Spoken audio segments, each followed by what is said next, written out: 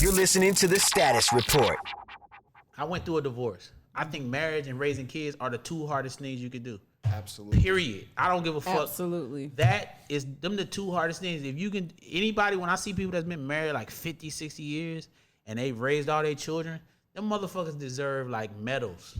For real. You know what I'm saying? That shit is hard as fuck. One of my best friends, they've been married like 50, 60 years. Like his this shit is amazing. Like how in the fuck, like how is that? Right. Like is that even possible right now? You know, we was gonna talk. Is it possible to, do y'all think there is a possibility, or y'all think it's way too hard to be married for 50 years? I definitely think it's possible, but it requires daily work. I think it's impossible. I think people forget that My a parents did it. relationship is work. I think It people assume like this should be easy if it's right for me. This should be a Well, but it is easy to get lazy though, right? If you don't constantly reinvent the relationship and figure out things to keep, like ways to keep it interesting, and I'm not even talking about sexually at all, but, Right. but doing interesting shit, traveling, you know, reinventing the relationship. If you're not willing to do that kind of work, then I think it's impossible. Right. I think You shouldn't be in a relationship if you're not willing to do that, I feel like. Well, but I mean, it sounds good, but practically speaking, when two people have careers and they have financial stress and kind of all the things that come along with being an adult, you know, I think people just kind of forget to pay attention to each other. I like, not to name drop, but like Dr. Dre, the illest shit he said to me, people be like, oh, what's the greatest shit? But the illest shit he said to me, like, recently I was going through my divorce and shit, and I went to his house and I was talking to him, and I was asking him like how have you done it? You know, him and Nicole have been together so long, and you know, obviously he been working in his business, and he was like, what happens is we work so hard at the studio, right? Or when we out working, and most men when they out working, and we forget when we come home that we got to work 4 times as hard at the house. That's absolutely right. You know what I'm saying? And when he hit me with that, I'm like, fuck. And maybe it was because I was lazy. You know what I'm saying? Because when I come home, in my situation, I just want to go to sleep. Yep. And I want to lay down. And then, you know, after we had my son, it was just like, I didn't even want to really, you know, I think I got lazy with it. And so maybe that's like a test. Maybe I have to work on that before I could say I would ever be in a marriage ever again, because I blame myself for like my marriage not working. You know what I'm saying? Because I think that's probably what it was. I was working so hard at the studio that I didn't want to work at home. And then success makes you like less tolerant of anything. Yeah, because you feel like you're supposed to. Like, yo, leave me the fuck alone. I'm paying for everything. Shut up. Like, you know what I'm saying? And that's what was like fucked up. You know what I mean? Like, so.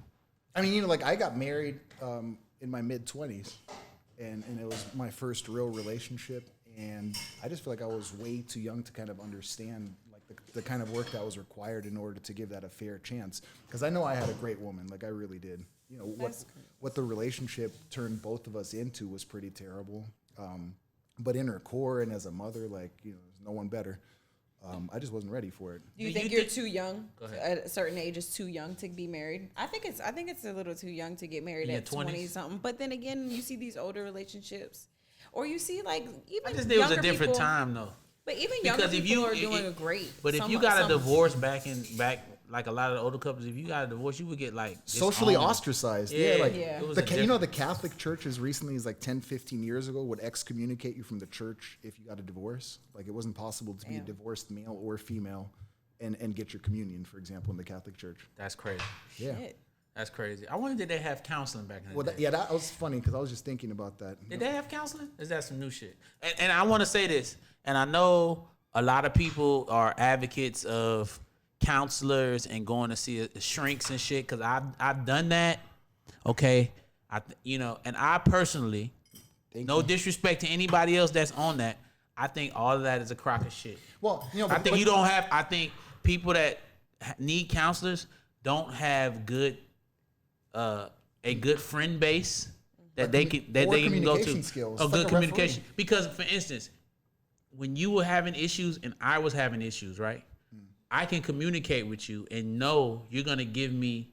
You understand my situation better than someone that's a fucking stranger, and vice versa. You know what I'm saying? I'm going to sit with somebody that does not know my ex-wife or who I'm in a relationship with, don't have a history of knowing me. You know what I'm saying? And I'm going to spill my guts. But it's just it's a mediation basically, right? Yeah. You have a mediator. Like their role isn't to like drive the argument in any direction. Their role is to kind of referee in effect, right? So I actually think it's not a biased opinion. yeah, and I think it's literally, I think it's all crock of shit. Like I think that whole industry of like rehab, all them counselors. Oh, come talk to me. I'm gonna get you off drugs. That shit don't work. It gotta come from within I think you. there's a reason why you think that though. A mix of both. Grab that Tabasco, please.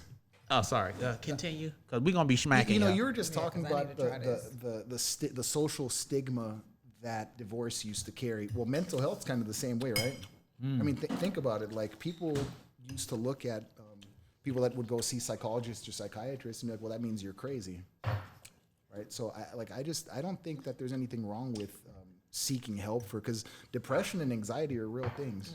Things. And so if people can get help with that, whether it be medication, I actually think that having a counselor and being able to talk through your issues is much better than over medicating somebody and turning them into a zombie. But I think, but don't you think you should? I mean, you don't. I guess a lot of people don't have a good core around them to have people to talk to. You know, when we started having issues in our marriage, we decided to go to counseling together.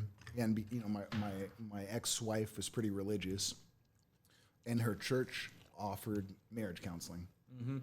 And so we go see the associate pastor that's responsible for it. You got a question? I was asking her for a paper towel. Oh, okay. My bad. No, that's all right.